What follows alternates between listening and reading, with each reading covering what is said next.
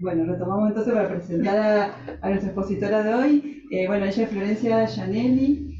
Bueno, Florencia es mendocina, hizo sus estudios de grado acá en la Universidad de Cuyo y su doctorado en la Universidad Técnica de Múnich, en Alemania. Actualmente está asociada al grupo de trabajo Ecological Novelty en la Universidad Freie en Berlín. Y su trabajo principalmente se centra en los factores que determinan el éxito de ciertas plantas invasoras y en su manejo durante la restauración ecológica. En particular, está interesada en examinar el uso de marcos conceptuales para el diseño teórico de comunidades resistentes a la restauración y el rol de los efectos del legado tras las invasiones en la restauración de vegetación autóctona.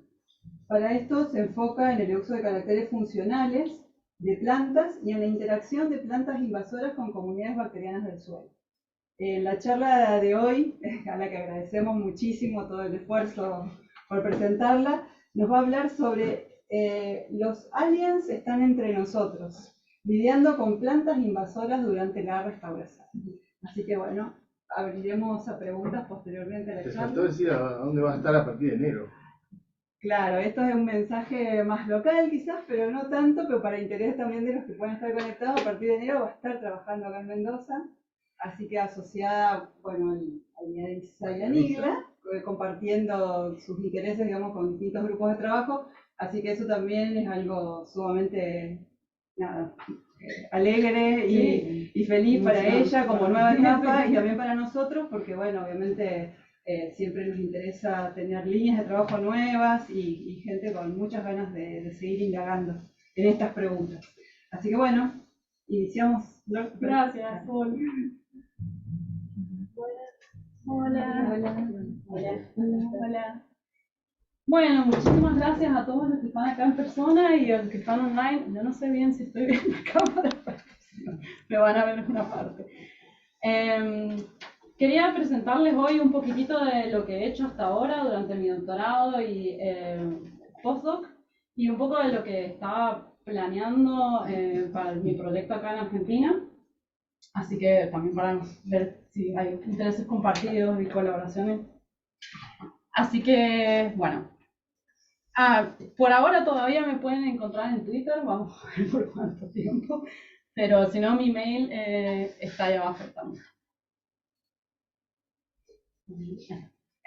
Para poner un poquito en contexto lo que voy a presentar ahora, les traigo este marco teórico que sería, imaginemos un ecosistema original, o sea, uno que no tiene demasiados disturbios y que tiene, en acorde a este marco teórico, una estructura alta, es decir, muchas especies, quizás mucha complejidad, es un ecosistema de ejemplo y acorde con el eje Y, una función ecosistémica alta que puede estar relacionada con la dinámica de nutrientes o alguna otra cosa, y que al introducir especies invasoras o especies exóticas, se es degradado a un sistema, digamos, de conservación inferior, si queremos, más pobre en especies, porque las invasoras están dominantes sí.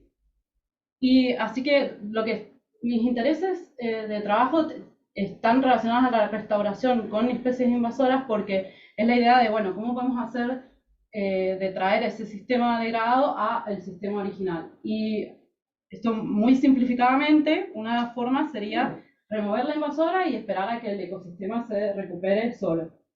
Esto normalmente se llama restauración pasiva, hay otros nombres, pero es lo más conocido. Y sería algo un poco más de bajo presupuesto, porque, bueno, remover la invasora en muchos casos sale mucho dinero, pero no hay otras medidas. Lo que pasa muchas veces es que remover la invasora no necesariamente funciona y a veces el ecosistema va hacia otro estado, a lo mejor por invasiones secundarias o que las condiciones ambientales no son buenas para las especies nativas que puedan recuperarse. Y entonces es necesario hacer, digamos, un esfuerzo activo, o puede ser introducir especies nativas, trabajar con las condiciones del suelo que a lo mejor están completamente degradadas, y eso es lo que sí sería restauración activa. Y dentro de eso, mi trabajo Durante mi doctorado hice un poco más teórico de restauración activa y durante un postdoc en Sudáfrica un poco más de restauración pasiva, que ha sido lo que ha llevado a mis ideas ahora para el proyecto acá en Argentina. Bueno, y solamente para que tengan en cuenta, lo negro serían nativas en los dibujitos y lo azul son invasoras, perdón. Y bueno, ahora me concentro un poquito en la parte de restauración activa. Esto quizás va un poquito lento, pero bueno, mencionaba que la idea era utilizar un marco como conceptual para la restauración, y para eso me he basado en hipótesis. El campo de las invasiones biológicas está lleno de hipótesis teóricas, porque mucha gente ha tratado de pensar razones por las cuales unas especies son invasoras y otras no, y la verdad que es como un experimento tan interesante y hay tantos aspectos que uno se puede enfocar, que hay muchísimas hipótesis.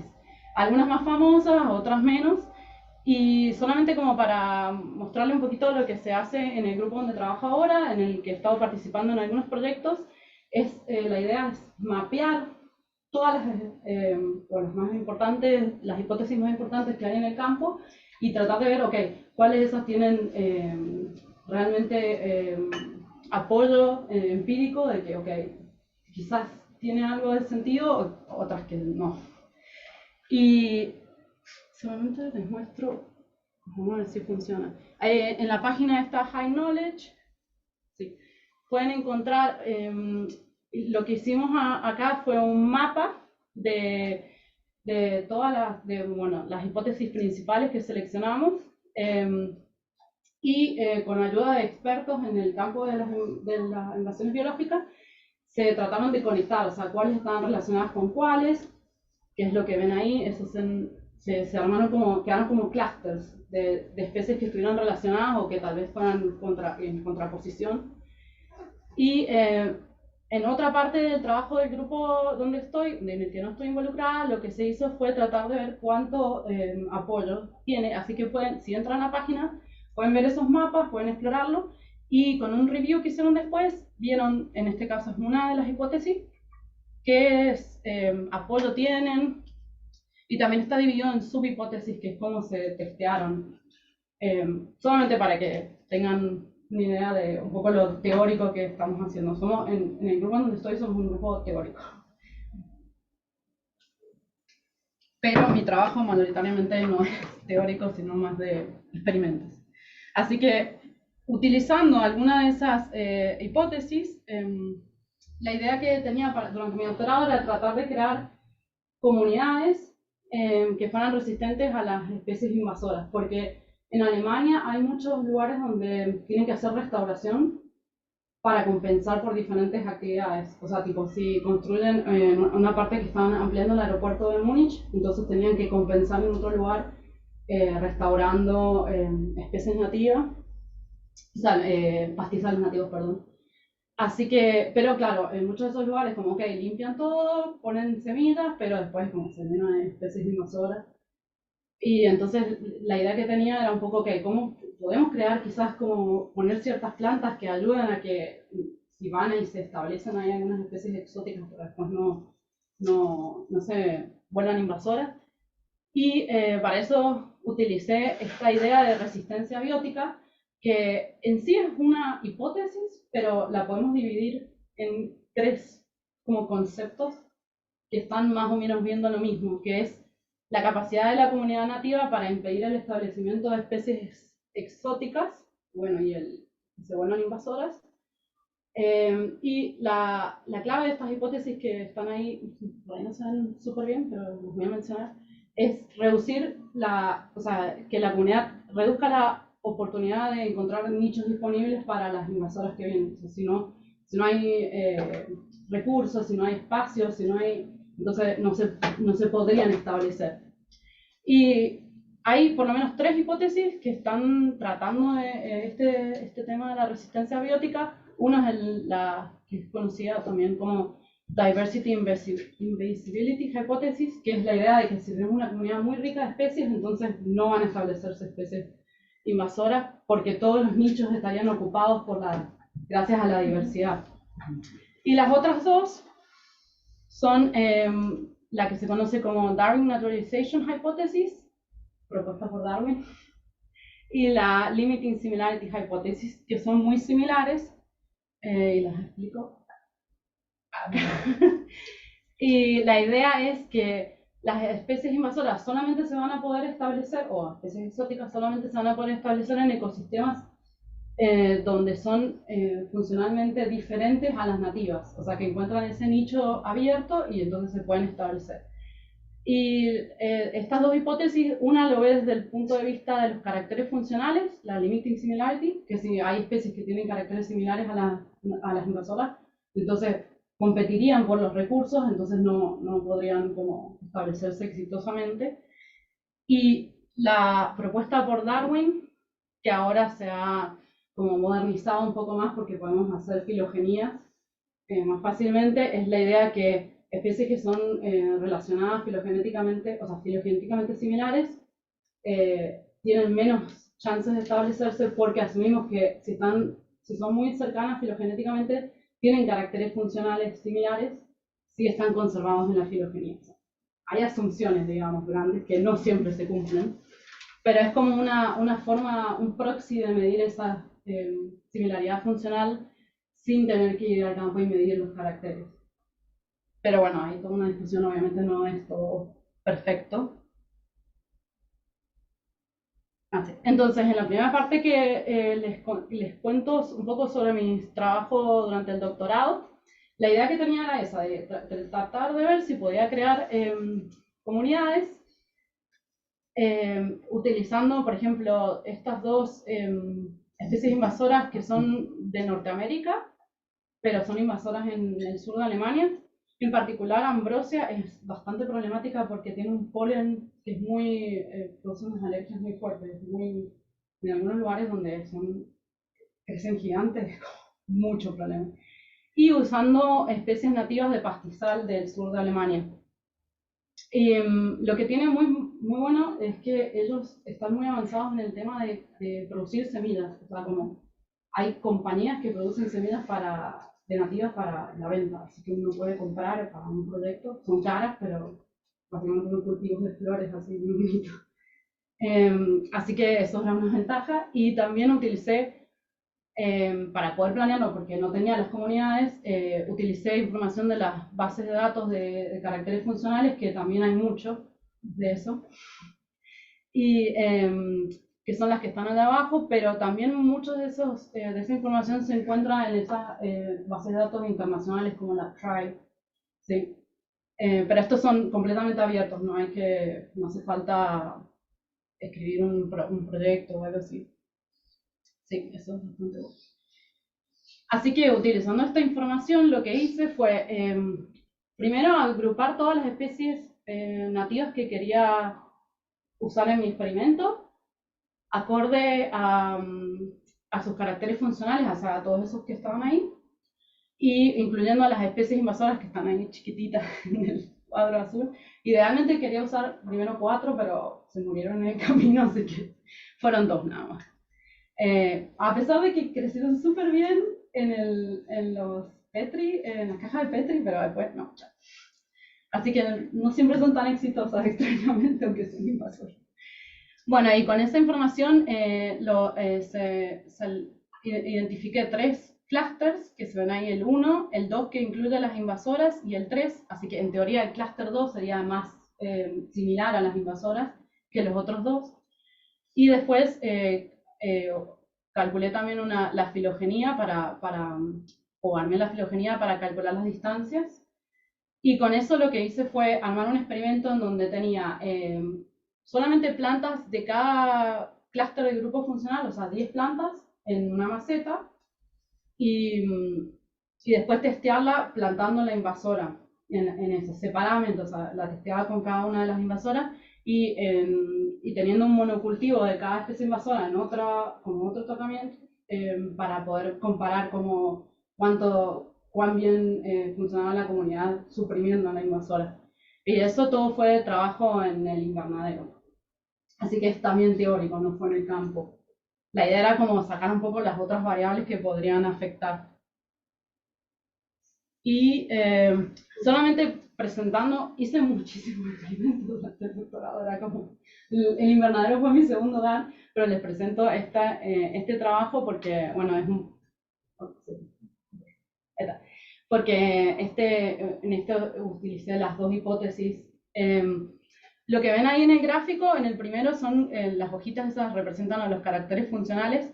Estas son las comunidades nativas, lo primero es el control, la del grupo funcional 1, la del 2 que incluía las invasoras, lo dividí en dos porque había muchas especies, y el 3. Y si se fijan, como entre el 2 y el 3 no hay mucha diferencia, pero el 1 es como pila para suprimir a la invasora, lo que no era mi hipótesis. Así que algo más estaba pasando ahí, porque interesantemente funcionó muy bien para las dos invasoras. Que me olvidé de decir, las dos son asteráceas. Eso es improbable. Así que cuando después calculé la distancia filogenética, lo que ven ahí en negro y en gris son dos medidas que están propuestas para calcular distancia filogenética entre la invasora y las nativas. La grisecita es la distancia entre la invasora y la nativa más abundante en la comunidad. Y la segunda es la distancia entre la invasora y una media ponderada de la distancia filogenética de la comunidad, o sea que se va cambiando acorde a la abundancia de las nativas ahí. Pero es un poco más, como no tan claro.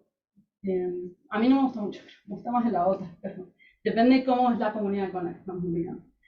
Y lo que encontré fue que en el eje X es la distancia filogenética, en el Y es una transformación de la biomasa, es que cuando la distancia filogenética es más chica, la biomasa de la invasora es mucho, mucho menor. Así que cuando hay una especies nativas que son filogenéticamente más similares a la invasora, entonces hay una mayor supresión. Y eso, es súper rápido. Y eso se explica porque en las comunidades estaba muy dominada acá, se puede ver un poquitito, por Achillea millefolium, que es una asterácea, y además crece muy bien, muy rápido, así que eso es probablemente lo que está llevando los resultados. Así que, bueno, ¿qué aprendí durante mi doctorado? Fue que agrupar las plantas en grupos funcionales, o por lo menos con la información de las bases de datos, no es tan preciso. También el problema es que muchos de esos caracteres funcionales han sido medidos para plantas adultas, y estos son muy chiquititas. Entonces, excepto el tamaño de semillas, que nos puede dar una idea de la plántula, del tamaño de la plántula, es como no sirve mucho para esta etapa.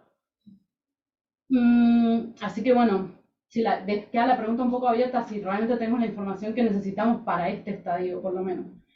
Y bueno, la conclusión que llegué también de los otros experimentos, que al final tener algunas plantas que son como power, así como en crecer rápido y que se comportan más como malezas, si uno quiere, funciona muy bien. Y en altas densidades, obviamente sí, tenemos alta densidad de nativos. Y bueno, y también potencialmente seleccionar especies filogenéticamente más similares, que le da la razón a Darwin, no me sale a la Darwin Naturalization Hypothesis. Y eso he encontrado más en mi trabajo, como que las distancias filogenéticas funcionan bien en este ecosistema con estas especies. Bueno, y ahora pasando a la parte de la restauración pasiva, quería presentarles un poco de los efectos del legado. En este caso de las invasiones de acacias, que es una especie australiana. O sea, ahora acacia es género australiano. Antes había africano, pero ahora ya no. Y la implicación que tiene en la restauración de fimbos en Sudáfrica. Así que los fimbos son una vegetación hermosa en Sudáfrica. Es altamente rico en especies, está dominado por especies de protea y, especies de la familia Restionacea. Más o menos para que se den una idea, alrededor del 70% de las especies son endémicas de este lugar. Así que tiene un valor de conservación súper, súper alto. Pero también es un lugar muy, muy invadido por muchas especies que han sido introducidas por diferentes razones, también con una idea un poco, si uno quiere, colonialista también, que las especies de afuera son mejores o más productivas, pero principalmente también porque es un matorral, no hay árboles, así que no hay leña, que es necesario también. Porque en Sudáfrica son muy fanáticos del asado también, que le llaman braai, muy, muy fanáticos. Así que, bueno, y es un ecosistema mediterráneo muy, muy bajo en nutrientes,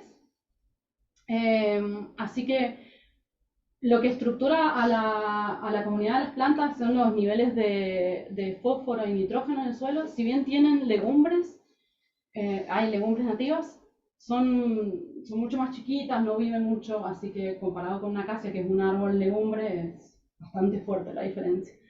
Y hay estudios que encontraron que la diversidad de especies de plantas está muy asociada a la diversidad de bacterias del suelo. Bueno, y para darse una idea de cómo cambia algo como eso, cuando hay una invasión de acacias, un poquito. Está avanzando la invasión. Ahí está. Esa es una invasión de Acacia saligna. O sea, realmente no crece muy poco abajo. Y Acacia saligna fue introducida para fijar dunas porque hay mucha degradación y era como, bueno, ¿qué se puede hacer rápido? ¿Qué se puede introducir? Porque obviamente restaurar las especies nativas toma un tiempo. Entonces introdujeron acacia, lo que es muy problemático ahora. Pero también tienen pinos, tienen eucaliptus, o sea, porque el pino y el eucaliptus también lo usan para leña o para producción de papel, etc.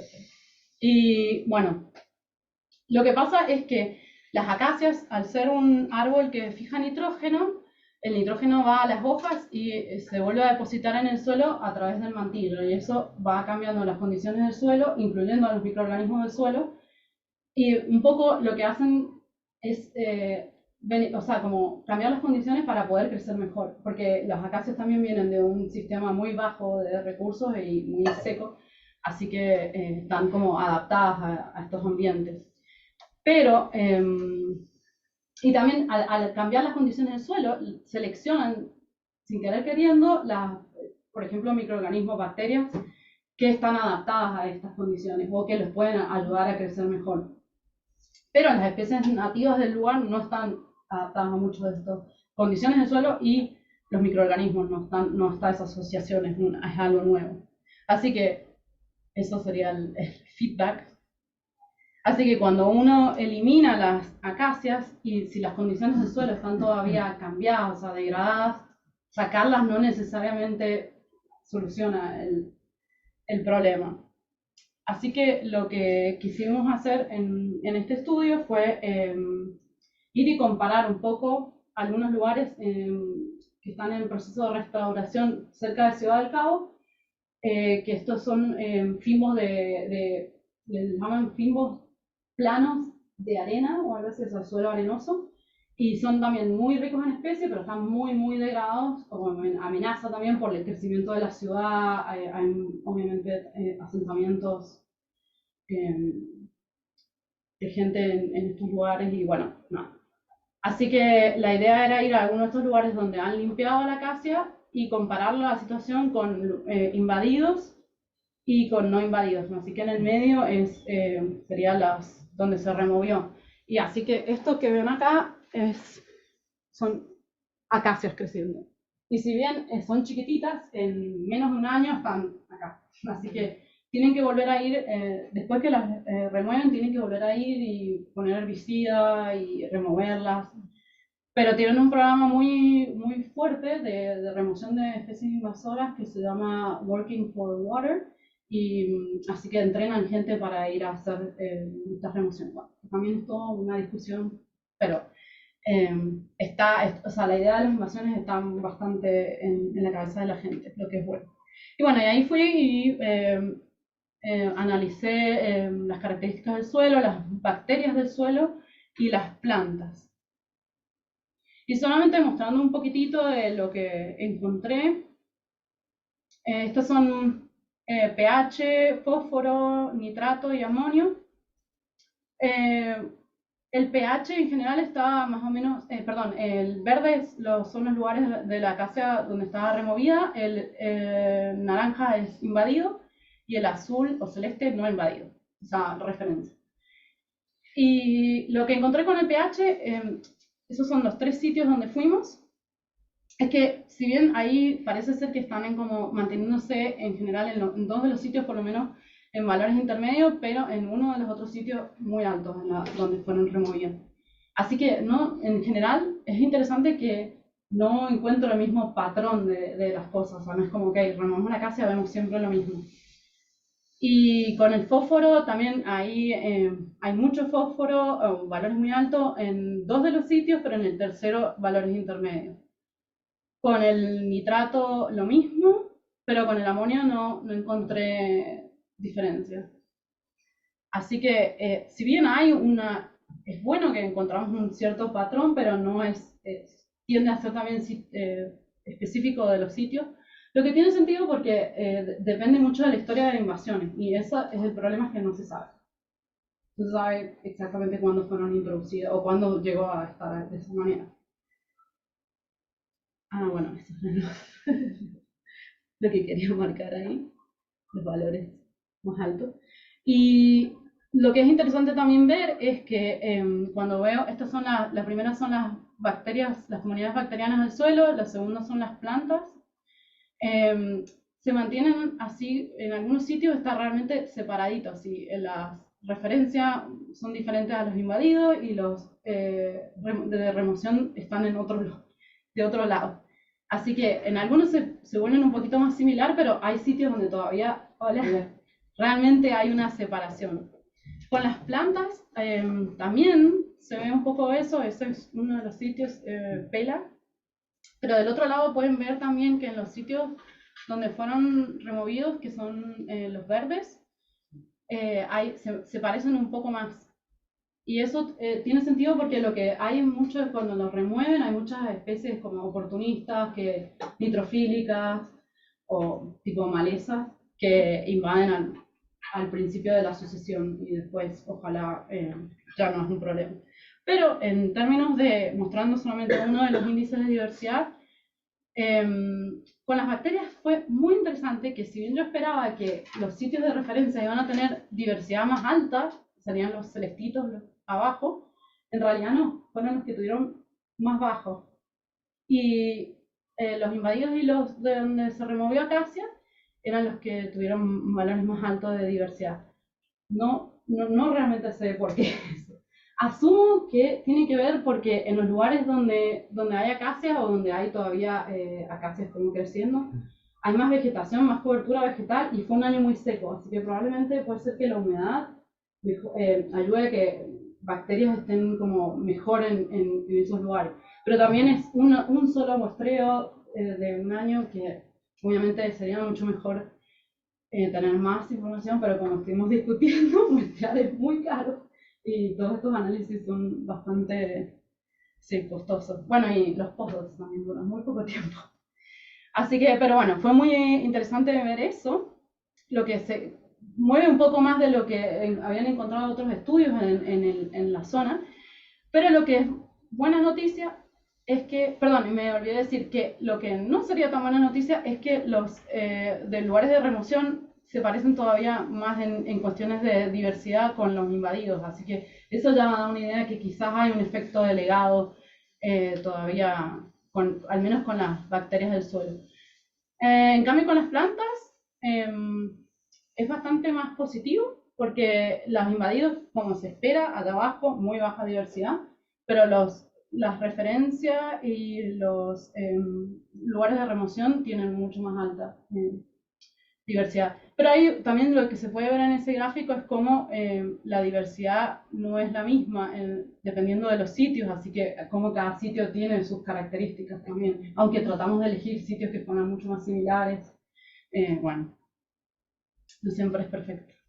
Y bueno, y lo que traté después de hacer, quería ver un poco como, ok, cómo está, digamos, cómo la cobertura de acacia afecta al resto del ecosistema, o sea, cómo está vinculada a las cosas. Y para eso hice Structural Equation Modeling, este modelado. Y lo que encontré fue, como esperábamos, que la cobertura de acacia tiene un alto impacto sobre la diversidad de plantas, así que removerla también, eso en lo que está en naranjita rojo es efecto negativo y lo azul es efecto positivo. Y el tamaño de las flechas también indica cuán fuerte es el efecto, o da una idea de eso. Y lo interesante fue que la acacia parece tener un efecto indirecto sobre la diversidad de bacterias del suelo a través del pH. Lo otro que encontré fue que también tiene un efecto indirecto aparentemente sobre la disponibilidad de fósforo, pero eso también ya había sido como reportado porque los valores de pH influencian, se me fue un inglés ahí, influencian cómo está disponible el fósforo. Así que eso fue bueno como encontrarlo también en este estudio. Y bueno, sí, así que lo que básicamente, resumiendo, hay un aumento de fósforo y de nitrógeno, lo que tiene sentido también en los lugares de remoción porque cuando remueven las acacias no se llevan el material, muchas veces lo dejan ahí, muchas veces lo apilan, pero también queda el mantillo y todo eso, y eso, por lo menos por un tiempo, va a estar afectando. Así que, y también la descomposición de las plantas va a elevar los valores de los nutrientes. Y bueno, como dije que no encontré siempre lo mismo en los sitios, lo de la estructura y diversidad de las bacterias que fue más similar a los sitios invadidos, lo que podría indicar efectos de legado, y que la estructura y diversidad de las plantas fue más similar a los sitios de referencia, aunque parece ser que hay estas plantas como que podrían ser invasiones secundarias o simplemente las especies que uno encontraría normalmente en una sucesión. Esto hay que seguirlo un poco para ver. Y bueno, y esto ya terminando, esto es la idea que tengo para el proyecto acá. Lo que querría hacer es, realmente no se sabe, o sea, hay muy pocos estudios sobre efectos de legado y la mayoría son como el mío. O sea, bueno, sacamos la especie invasora, vemos qué pasa, vamos y medimos. Pero no hay como algún marco teórico, si uno quiere, para decir, bueno, cuáles son las características, cuáles características de especies de plantas más o menos podemos esperar este resultado y entonces poder ver cómo manejarlo o qué plantas manejar primero o no. Entonces, con eso en mente, mi idea era tratar de hacer un marco conceptual basado en los mecanismos que sabemos de qué pasa cuando, o por lo menos sabemos de estos estudios, qué pasa cuando eliminamos a las invasoras y, bueno, como dije, ver qué especies son mejores o esperamos tener un poco más de éxito, o las que tenemos que saber, ok, hay que hacer algo más después, como las acacias. Y bueno, la idea que tenía era tener una parte teórica y una parte más conceptual y una parte empírica donde testear el marco. Y la teórica es juntar gente que está trabajando con eso para tratar de crear esta idea, este marco.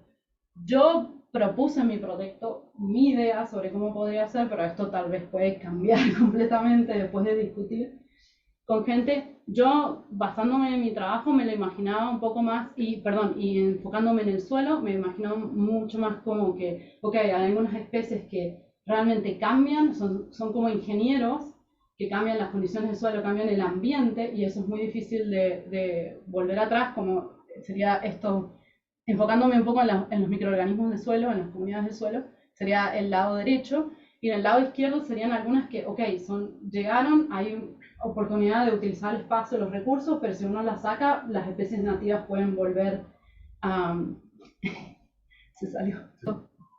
Sí, creo que una de agradecimiento después de eso. Ah, no, era una de que, bueno, si estaban interesados en algunos de estos temas, que me escriban. Sí, me encantaría charlar también de cuáles son las experiencias de acá, o si a ustedes tienen algo que hayan visto, aunque no sea el tema, pero les interesa, de cualquiera de las cosas que he presentado. Y bueno, y en mi página personal también hay un poco más de información sobre los otros proyectos que también siempre me meto en cosas también aparte, que no mostré acá, así que sí, quieren chusmear, sí, me encanta.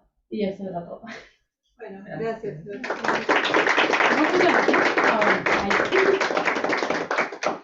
Bueno, viene el momento de las preguntas, entonces, y para organizarnos, si hay alguna pregunta en el chat, vamos a combinar preguntas de sala con preguntas en el chat. Así que bueno, arrancamos por acá. ¿Te quería consultar cómo era la página de Es florenciadanelli.com. Sí, eso estaba al final. Con doble N, doble L, porque eso está, pero sí. Bueno. En la primera parte, la de la hipótesis de Darwin y la otra de caracteres funcionales, encontraste que había más evidencia o que predecía mejor la filogenia que los caracteres funcionales. Uno puede pensar en la filogenia como que representa un montón de caracteres, muchos más de los que vos tenías en la listita esa, que normalmente no podemos medir y que de alguna manera son caracteres latentes que están y que además tienen relaciones, porque una planta tiene distintos caracteres que interactúan entre sí, que interactúan con otras especies. Exacto, sí. Entonces, nada, quería pedirte que reflexiones sobre eso, si pensás que la cosa va por ahí, o si hay alguna otra explicación de por qué funciona mejor en este caso la filogenia que los caracteres que vos traes. Sí, eso es un buen punto de aclarar, que no lo dejé como de lado, pero sí. Para los que hemos trabajado con caracteres funcionales, sabemos que tratar de medir, o sea, de usar caracteres funcionales para medir diferentes cosas, como, no sé, habilidad competitiva o persistencia, es muy complicado. O sea, al final es una simplificación para tratar como un proxy, para tratar de medir cosas que a lo mejor están correlacionadas, pero sí, es una simplificación. Así que la idea de la filogenia, o sea, de cuán relacionadas están filogenéticamente, puede ayudar con esos caracteres que no se pueden medir, porque simplemente es difícil. Sí, diría o imposible en algunos casos. Pero tampoco es perfecta, o sea, no porque dos especies sean muy similares filogenéticamente, digamos, hay la que usaba ahí de las invasoras Solidado gigantea, hay una también invasora ahí, Solidado canadensis, y no invaden los mismos lugares. Entonces, que aun si están muy filogenéticamente, son muy similares, evidentemente tienen pequeñas diferencias. Así que nos da una idea de que son más similares, pero obviamente hay pequeñas diferencias para que les ayudan a ocupar diferentes nichos, aunque pueden también coocurrir. Así que sí, es un otro proxy, y en mi opinión ayuda un poco más, porque al final también hay toda una discusión de los caracteres funcionales. Hay toda una línea de gente que dice, ok, no, los superficiales no nos ayudan a ver realmente el ecosistema, porque estamos ignorando los subterráneos como relacionados a raíces y todo eso, lo que es un punto completamente válido, especialmente para trabajo con bacterias, por ejemplo, que sí, o sea, solamente estamos mirando como una parte, pero ignorando completamente lo otro. ¿Por qué? Porque es muy difícil de medir, y bueno, ya medir cada uno de esos caracteres es mucho tiempo. Así que sí, una de las razones por las cuales me gusta hacer filogenia es porque es más fácil. Y hoy en día están estas filogenías de plantas gigantes, Y el método para poder llegar a esa filogenia es muy fácil. O sea, uno puede como cortar las especies que uno no quiere y armar una filogenia más pequeña y lo puedes hacer con R. Muy práctico también. Pero bueno, hay que ser claros en decir, bueno, esto también tiene limitaciones y no es como... hay toda una discusión sobre eso también. No sé si hay preguntas. No. Bueno, ¿alguien más tiene preguntas? Quería preguntar, como como patrón que tenés de que varios de los resultados son sitios específicos, ¿no? Y estaba pensando si tiene sentido seguir manteniendo esto de tener un ecosistema, digamos, desconociendo muchas de las cosas del marco de restauración, ¿no? Pero si querer tener lo mismo y entonces volver a homogeneizar ambientes que ya quizás son heterogéneos, ¿y por qué no pensar más en restaurar procesos? O sea, ¿por qué no? Si trabajaste desde una idea de restaurar el proceso más que llegar a un mismo ensamble de especies. Sí, esa buenísima tu pregunta. Sí, justamente parte de la gente que trabaja en el grupo donde estoy ahora, que se llama Ecological Novelty, se discute mucho esto, o sea, como qué es esta Ecological Novelty, porque simplemente también hay ecosistemas que no podemos restaurar a referencia, porque o no tenemos las especies ya, o no sabemos cuál es la referencia. En Hawái, por ejemplo, tiene una historia de invasiones de mucho tiempo y también de colonización, o sea, donde limpiaron todo, cultivaban y no se sabe. Eso para mí es como increíble, pero sí, no hay registro. Entonces, también uno preguntarse, ok, ¿cuál es el objetivo? Pero también hay una discusión al respecto que decir, pues bueno, ¿cuándo decidimos que tenemos que decir, ok, no restauramos especies, por ejemplo, sino nos enfocamos en otras cosas? Porque hay toda una línea también en invasiones, gente que trabaja en invasiones que dice, no, esto es simplemente, van a decir, ok, esto ya no se puede restaurar, valoremos ecosistemas nuevos y no hagamos nada con respecto a las invasoras. Entonces, como, hay gente que está así como de un lado y del otro, muy emocional. Pero también hay un campo de invasiones, que se estudian invasiones en la ciudad, y en la ciudad es como, bueno, es un ambiente también completamente creado por el hombre, entonces restaurar o mantener a qué. Así que bueno, es sí, una discusión. Y creo que hay que discutirlo en cada caso, viendo también la disponibilidad de especies, el presupuesto, el objetivo de qué se quiere restaurar. No sé si alguien quiere preguntar. Yo tengo otra, pero te dejo. Bueno, vos y entonces después vamos yo. por tú. En algún momento, bueno, entre las charlas que hemos tenido también con vos para diagramar alguna que otra idea, surgía esto de la distinción entre exóticos invasores y nativos invasores. Y bueno, un poco nada, preguntarte tu experiencia y tu opinión respecto de en qué punto uno puede también confundir la expansión de una especie nativa, o sea, de la amplitud, digamos, de su rango geográfico, como un evento de invasión, digamos, hacia espacios en los que antes habitualmente no estaba, y cómo poder nosotros interpretarlo, incluso desde el punto de vista del manejo, como algo positivo, respecto de algo negativo si esa especie es exótica. Entonces, creo que desde el punto de vista práctico, digamos, para dar como instrumentos en la gestión y demás, cómo poder combinar un poco la teoría, digamos, con el momento en el que uno puede empezar a incluso un proyecto de remoción que quizás no es necesario. Bueno. Sí, eso también es una muy buena pregunta, gracias.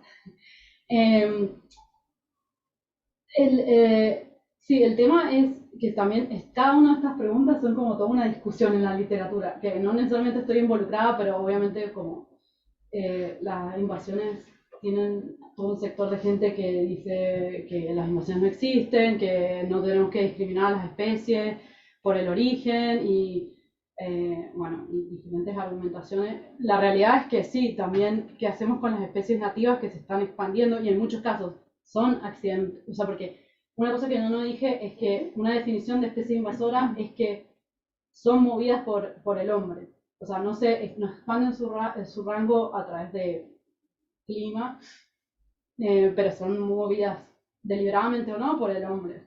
Pero hoy en día con el cambio climático es casi también no es directo, pero estamos cambiando las condiciones.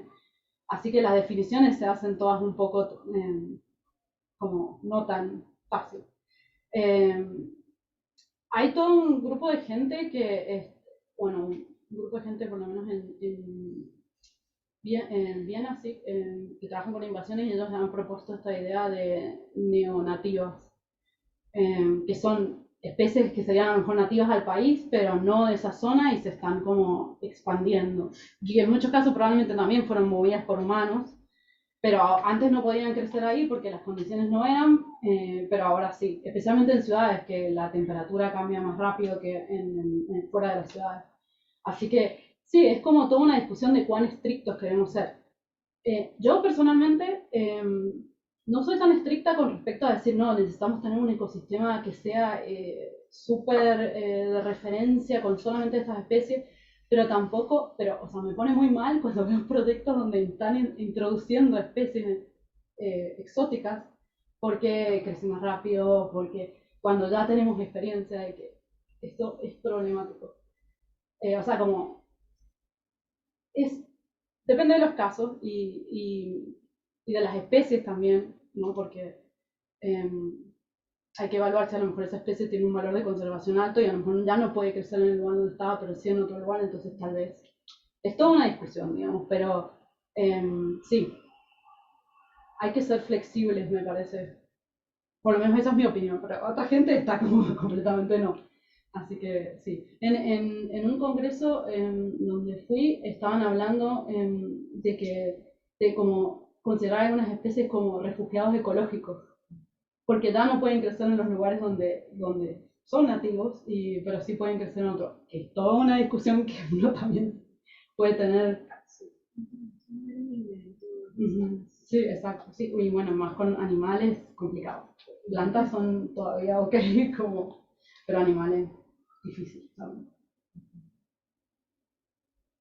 Vos habías dicho, ¿no? Sí, yo tengo dos preguntas, podés responder una, las dos, vos decidís.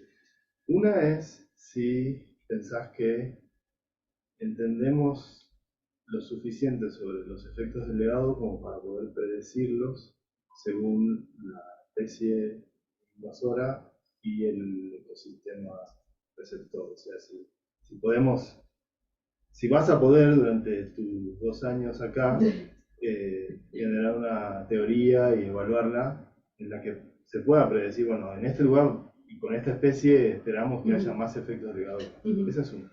Y la otra es, volviendo a lo que decía Julia, si nos enfocamos en procesos, no corremos el riesgo de estar tratando de restaurar, en realidad pifiándole fiero en la restauración, porque un proceso puede ocurrir con especies exóticas. O sea, depende en qué proceso te enfoques, si vos te enfocás en ciclado de nutrientes o en, no sé, lo que sea, biomasa, podés llegar a ese mismo proceso. Pasa algo similar a lo de los caracteres funcionales, que depende de qué caracteres elijas o qué procesos elijas, uno podés llegar a algo, pero sin mantener la biodiversidad del lugar. Entonces, también me interesa como el contrapunto con lo que decía Julia, de, bueno, sí, enfoquémonos en procesos ya, si pensás que eso es una buena idea o hay que tener cuidado. Responder Sí, con respecto a la primera pregunta, sí, es muy buena pregunta. Tenemos también un paper que lideró Ana Novoa, una compañera, donde ella se enfoca en los impactos. O sea, hizo un workshop grande con gente, también expertos en invasiones, y la idea era ver si habían como si se podían clasificar una especie de síndromes de que, ok, ciertas especies en ciertos lugares, en ciertas condiciones de lugares, tienen generalmente este impacto, entonces lo podemos manejar de esta misma manera. Para mí, la parte de manejo es difícil, pero bueno, el enfoque lo eligieron para ese lado, pero mi interés era más que nada en eso, si podemos identificar mecanismos que se repiten. Pero sí, es difícil. Y también creo que hay mucha información, especialmente de manejos invasoras, que no están como publicados, simplemente es la experiencia de la gente que eliminamos esto y vimos lo que pasó. O que publican cuando eso es algo bueno, es como, ok, recuperamos el ecosistema, y lo otro no lo publicamos porque no vamos a publicar cuando el ecosistema se volvió puro otra invasora. Aunque también hay toda una rama de estudio de invasiones secundarias que tampoco está muy explorado. Así que sí, es difícil y obviamente probablemente va a ser algo que es una idea y que puede ser después cuestionado como decir, bueno, no, pero acá no se cumple eso. Así que sí, probablemente sea una simplificación. Pero bueno, soy optimista. Y la segunda era sobre... La pregunta de Julia, sí. si pensás que ya sonó lo que ya propongo. Eh, Te estoy poniendo en una situación difícil. ¿Con quién quedas mal? ¿Con ella o conmigo? ¿Puedo quedar mal con los dos? Con los dos mejor. O tímido. Para mí, depende. Todo depende. O sea, depende obviamente cuando uno decide, ok, vamos a restaurar procesos y no nos vamos a enfocar en las especies, hay una cuestión también ética para mí, de como, ok, esas especies que están ahí, me importa más el lado, me imagino va a estar asociado con algo humano, digamos, algún interés que tengamos nosotros. Así que hay una cuestión ética, pero también hay una realidad que, ok, ¿qué es peor, digamos, dejarlo así o tratar de mejorarlo hacia algo que funcione, aunque sea parcialmente? Así que depende. Así que ahí te lo dejé. O sea, no estás de acuerdo con ninguno, más con ninguno de los dos. Yo diría igualmente de acuerdo. Depende del caso. Depende del caso. Lo que de seguro no estoy de acuerdo es con introducir cosas nuevas sobre eso. Que increíblemente todavía sucede. Bueno, como que no lo puedo creer, pero sí. Y bueno, porque también está toda la cuestión del cambio climático, que entonces dicen, bueno, necesitamos tal vez introducir especies que son adaptadas a esas nuevas condiciones y no las tenemos entre las especies nativas. No sé, para mí, para eso es algo que realmente tenés que agotar las opciones y decir, ok, no, realmente no queda otra y entonces queremos cierto proceso más que las especies que están ahí. Gracias. Bueno, hay otra pregunta. Florencia, con Florencia. Hola, Flor. Mucho gusto. Creo que me perdí un poquito ahí con el tema de la similitud filogenética. Sí es algo, una hipótesis que uno le puede usar como para predecir la capacidad que van a tener, por ejemplo, dos especies de invadir sistemas, o si tenía que ver con la similitud filogenética de la comunidad receptora con respecto al invasor, entonces te puede ayudar a predecir si son más similares filogenéticamente los que están con respecto al que entra, entonces su capacidad de ser invadido va a ser mayor o menor, digamos, depende cómo. No sé para qué lado funciona la hipótesis. Gracias por esa pregunta, muy buena pregunta. Una cosa que yo usé acá, solamente la hipótesis de Darwin, es en realidad una cara de la moneda. Darwin también propuso de que especies que eran filogenéticamente similares a las nativas iban a tener más chances de establecerse en un lugar porque en teoría estarían adaptadas a las condiciones del lugar, por ser más similares. Así que podrías verlo como, ok, en algunos casos en la especie o en la comunidad que los recibe. O sea, aplica para los dos, digamos. Exacto. Okay. Y a esas dos hipótesis juntas le llaman Darwin's Conundrum, porque como un poco se contradicen. Así que hay toda una rama también de estudio de, ok, ¿cuándo la similitud filogenética es un predictor para la resistencia de la comunidad o cuándo es un predictor para que en realidad invade mejor en estos lugares la especie exótica? Y lo que hasta ahora parece ser como hay unos papers muy buenos. Lo que encontraron es que mayoritariamente parece que a nivel de la comunidad se aplica más eso de que si son muy similares, entonces es más resistente. Si la que viene es muy similar, es muy resistente. Pero a grandes escalas, si miramos como la vegetación de un área y las especies que están invadiendo, parece que tienden a ser más similares, las que son más exitosas.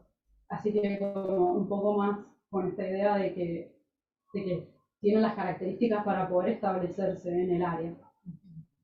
Y lo que otra gente lo llevó un poco más allá y lo llevó alrededor del tiempo. Que dicen, bueno, porque generalmente vamos al campo, medimos qué especies están y entonces decimos, ok, son similares o no son similares. Pero en realidad esa especie llegó ahí hace un tiempo. No sabemos si ya reemplazó a otras especies nativas que a lo mejor eran similares. Y entonces ahora las vemos diferentes, o sea, vemos solamente las filogenéticamente diferentes, pero eso fue porque las fueron reemplazadas. Y eso es como, sí, es cierto, porque finalmente no tenemos muchos estudios así donde seguimos en el tiempo una comunidad por 20 años. Así que eso también. Y yo quería otro layer, que es que, ¿qué medimos como éxito? Que se establezcan, que crezcan mejor, o sea, como que podrías medir biomasa, que cuántos florecen o cuántas hay. Y todo eso pueden ser diferentes mensajes, digamos, de qué está pasando ahí. Así que es como una caja de Pandora, pero al final, la mayoría de todas esas hipótesis, la mayoría, cuando la propuso, probablemente muchos, no todos, de los investigadores quisieron como, ok, esta es la hipótesis que explica todo el éxito de animaciones. Y después como, no, porque en esa de Darwin, ya que mostré en el grafiquito de la página, ya tiene como, sí, creo que 40 de apoyo y el resto no, así que ya viste que no, ninguna es perfecta y depende de lo que uno se enfoca también. Así que sí. Gracias. Yo quiero hacer una pregunta, también a modo como reflexión. Te la voy a tirar así, como sin introducción. Si vos te transportaras a una ciudad, cualquier ciudad en la que has estado, y analizaras un poco las comunidades vegetales, por ejemplo, y vieras quizás hay preponderancia de especies que no son las que están en los entornos naturales. Ya no tenés un sistema de referencia, o el sistema de referencia está muy lejos. O sea, ¿tiene sentido gastar plata o invertir en proyectos en los que se intenta, por ejemplo, renaturalizar una ciudad cuando es en realidad un ecosistema totalmente nuevo, diferente y con condiciones distintas a los entornos? ¿Qué pensarías? Sí, eso está relacionado con lo que estábamos hablando. En general, depende otra vez. Depende como la frase para imagen. Lo que sí se ha visto es que muchas veces las ciudades son, por ejemplo, centros de expansión de especies exóticas y que después se vuelven invasoras. Hay un estudio muy lindo de gente en Berlín que vio la lluvia de semillas al costado del camino y encontró que había mucho más saliendo de la ciudad que entrando. Así que, obviamente, con ojo. Pero lo que se puede hacer es quizás ver, o sea, de vuelta, agotar tal vez qué especies se puede, que sean nativas o neonativas que se puedan tener en la ciudad sin inmediatamente recurrir a especies, digamos, lo que más se usa ahí son las ornamentales, que no necesariamente son invasoras, pero muchas son exóticas, porque son más bonitas o no. Lo que se está haciendo con la pandemia, pero ya empezó un poquito antes de la pandemia, era revalorizar las especies de la ciudad en Berlín. Y porque la tendencia, como uno piensa Alemania, y es muy cierto, es los lugares perfectos, el pasto todo cortado.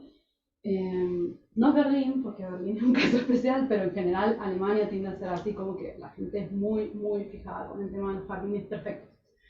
Y lo que hicieron fue, ok, no cortemos el pasto todo el tiempo, dejémoslo que crezcan, dejemos las flores, los insectos, y la gente de a poco estaba como apreciando eso, o sea que también para cambiar un poco de decir, no quiero el rhododendron que viene de... ¿Qué hacen? que está por todos lados en Berlín, sino la verdad que estas florcitas de, por ejemplo, esa gilea que mostré son muy lindas y son muy beneficiales para los insectos. Así que yo diría que todavía hay un potencial de especies que se pueden usar antes de recurrir a eso, pero de todas maneras el ensamble probablemente va a ser artificial, porque quién sabe qué había antes de Berlín. Qué bueno. Así que sí, digamos, y bueno, y en Alemania también lo que tiene mucho es esto, los techos verdes. Y los techos verdes, que son una oportunidad muy buena para especies tal vez nativas, son condiciones muy especiales que no necesariamente son las del suelo. Entonces han elegido muchas veces otro tipo de especie y ahora están trabajando un poco más a, ok, ¿qué tal si exploramos alguna de las que tenemos nativas? Pero eso ya también es otro tema. Pero es muy lindo ver eso, que la gente también se conecte un poco más a la naturaleza y de la ciudad, que para mí es como concepto totalmente artificial, pero uno me ha ido abriendo un poco más la cabeza de que decir, bueno, mira todo lo que hay acá, las aves, Bueno, si nadie más tiene otra pregunta. Bueno, gracias, Flor. Gracias por la invitación.